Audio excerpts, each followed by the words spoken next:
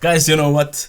I've been trying to make more casual reviews for a long time and I just never get it right because every time I try it I get to the flow. So let's try something different. I will take this review a little bit less serious if I make some mistakes and so on. Maybe my mimics will talk about it for its own, but YouTube for me is having fun and delivering you the information and opinion that I have, so why always be that serious? So today I'm going to review the HTC 10.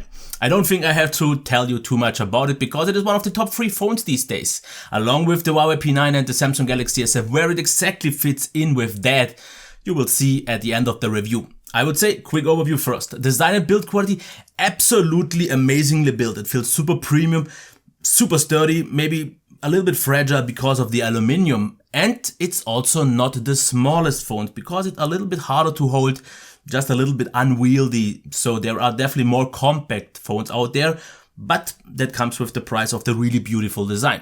The display.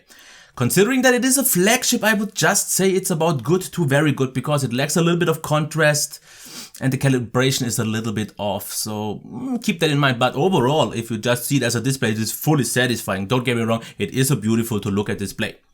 Also not quite the brightest one.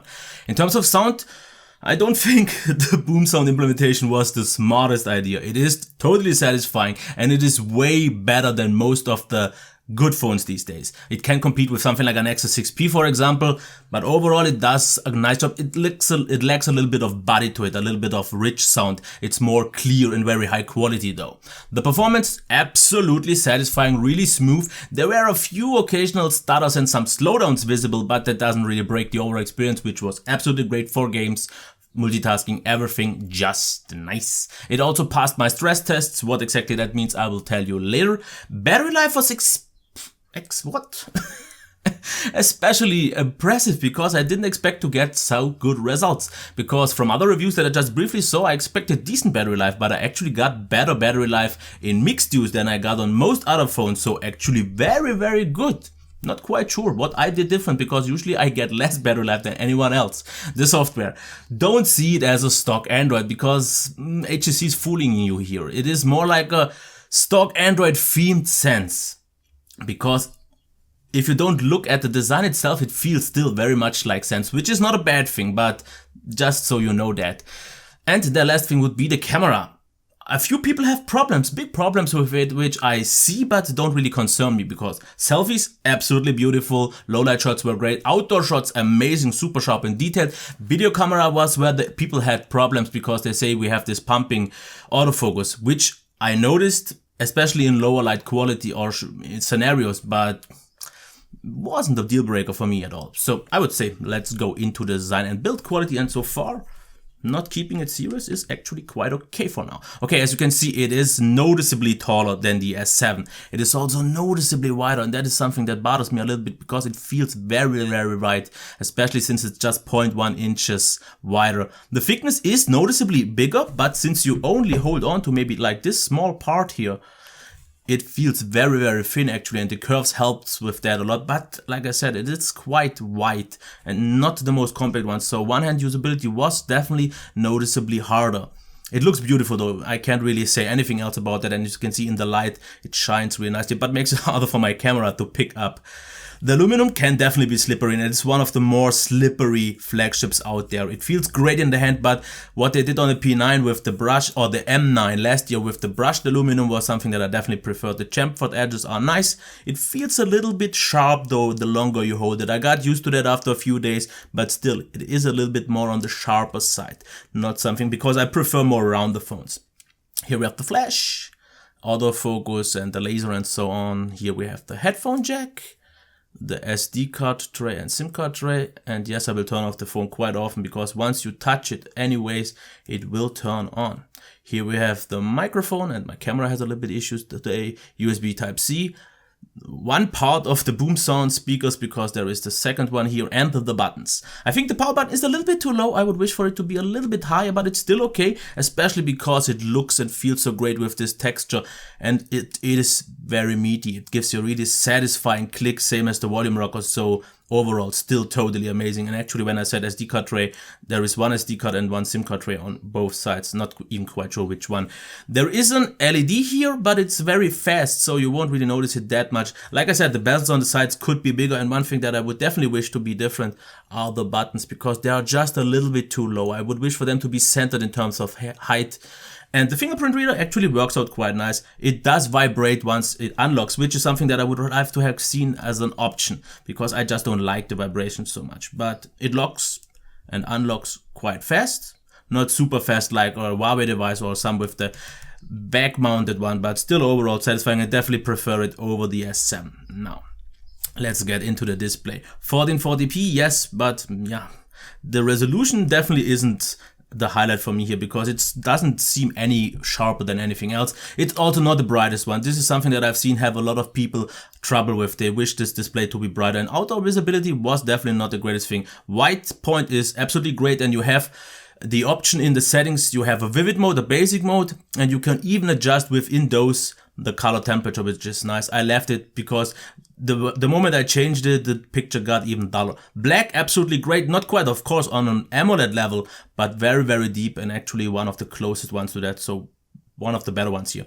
Colors are definitely nice, and they are a little bit saturated, but I also have to say they are quite off, especially skin tones. I noticed that on my own videos look a little bit off, and once I also noticed that it kind of seems in video to boost the contrast, and therefore it just looks a little bit off to me. So skin colors look wrong a little bit, but it doesn't break the overall experience at all. It's a nice display. You need a little bit more brightness, because I found everything below 55% looked dull in terms of whites. I don't mean the colors look dull. It was like there was a gray filter above it, but overall definitely satisfying, but not nearly on the level of Huawei P9 or overall of an S7, even though the white point is better. So I would say let's check this infamous boom sound.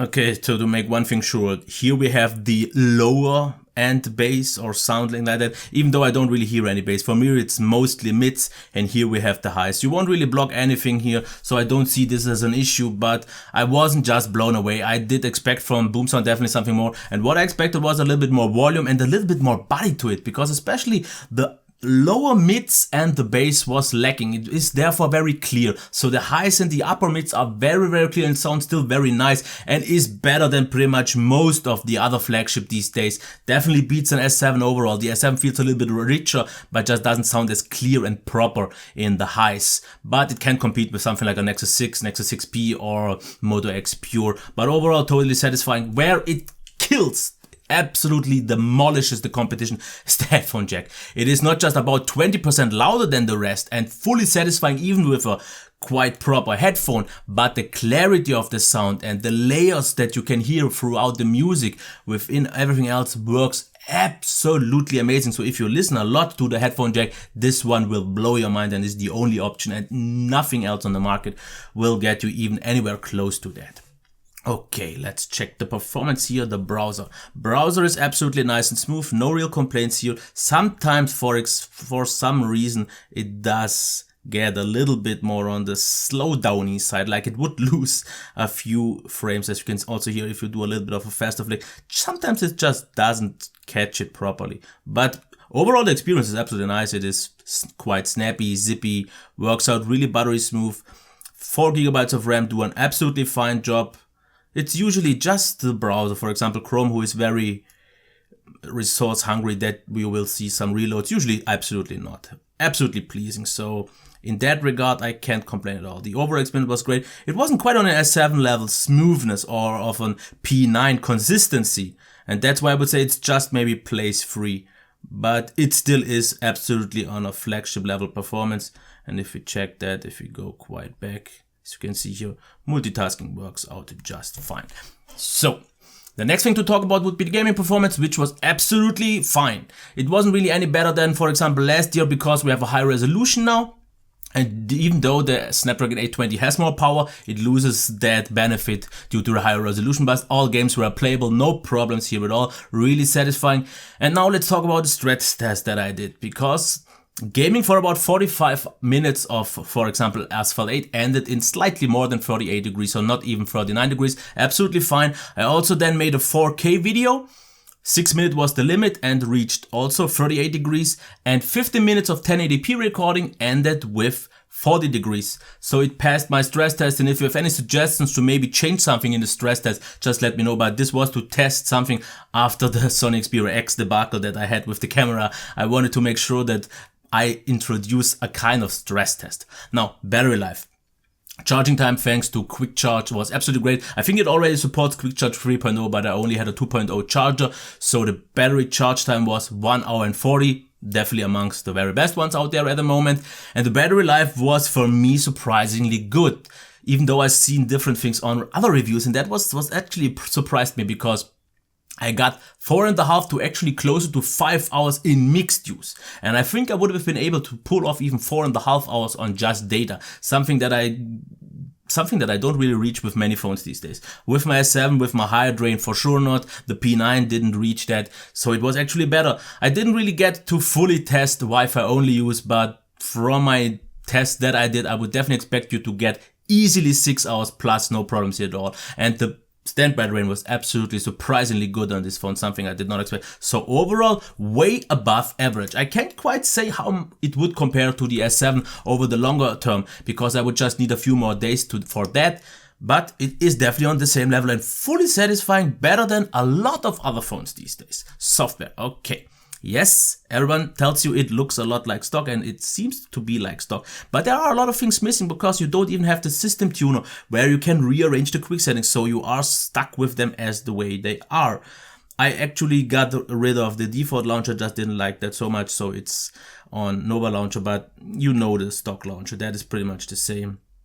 Also, as you can see here, the menu doesn't really look like stock Android either, because from a design standpoint, it looks a little bit closer to it, but the menus are completely different. And just so we can see in the display, we have the color profile option here. This is additional.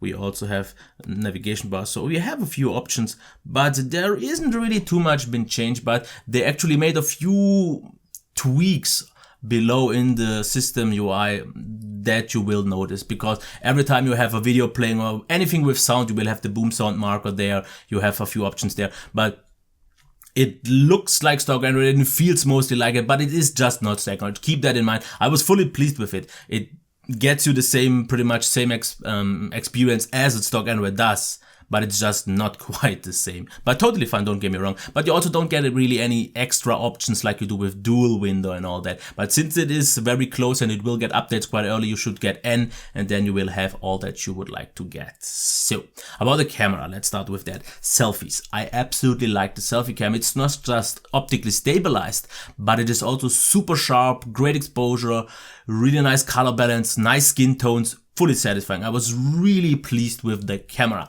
Low light capabilities were also still fine. It was not that blurry, not that grainy, not maybe super sharp, but after all, still totally satisfying. Once we go outside and have a little bit more sunlight, I was absolutely impressed by the pictures, because they picked up so much details and the pictures were very, very sharp, which is something that I definitely prefer over the lesser sharp phone. So even if it would maybe over sharpen a little bit, I would be fine, because the pictures look really nice. They look a little bit, let's say, optimized, because they look sometimes a little bit nicer than reality, not quite super natural, but this was something that didn't bother me at all, because the outcome at the end was what is important, and that one was pleasing me absolutely. Now about the video cameras, I have to say a few people approached me and told me I should check the pumping effect on the autofocus, and in normal outdoor use I didn't really notice that. The autofocus itself definitely is very pumpy, and you will notice that every time it focuses towards macros or landscape, it will pump, but it was still reliable and doing a quite okay job. It's just not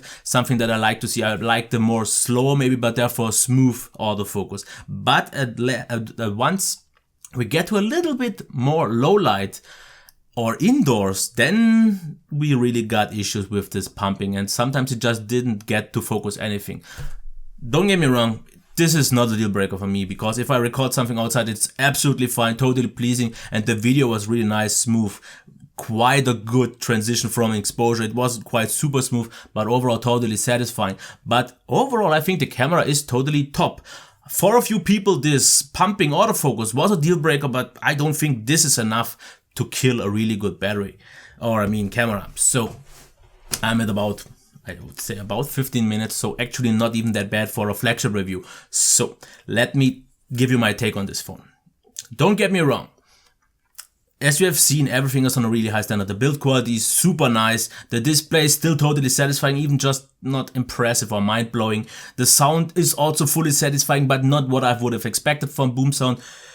Performance definitely flagship level, even though it has a few quirks. Battery life was actually very good and very surprisingly impressive, very satisfying for me. The software was actually a little bit buggy because I had a lot of forced closes and a lot of crashes, something I didn't mention in the software part, because after all it doesn't really make a huge impact if you have 3 or 4 forced closes a day. It doesn't break the experience, but it was odd to see because I usually don't see something like that. And the camera, due to the really nice, sharp and vibrant and beautiful to look at pictures, it was fully pleasing, and the videos was also, or were also really nice, so doesn't change a thing. So why don't I really sound that impressed? I actually don't know.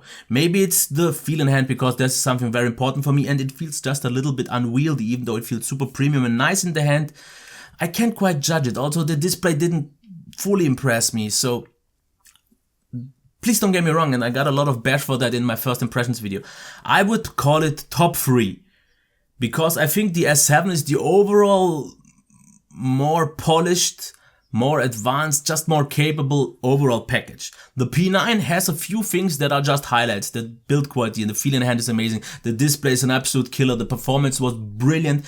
But if video capabilities are more important, then you could set the HTC 10 as number 2, because the video qualities on the P9 weren't good. And if we compare the picture qualities, they are quite similar in terms of quality, not in terms of actual differences and so on, because I think the HTC 10 definitely takes the nicer pictures. The P9 may be more accurate, but not impressive pictures. So keep that as it is. So I would say it's a top 2 or 3 phone, and I can't really narrow it down why it didn't impress me like the P9 did or the S7 does. I absolutely can't say, because if you see it objectively, it is a super brilliant, high-end, super capable, reliable top phone.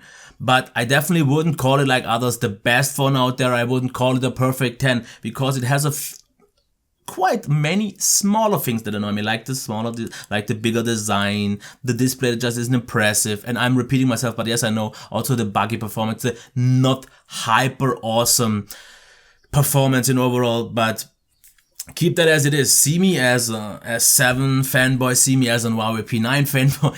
That doesn't really make any difference for me, and I've said it already enough times. I am always open for everything, and I was actually looking forward to this being my daily driver.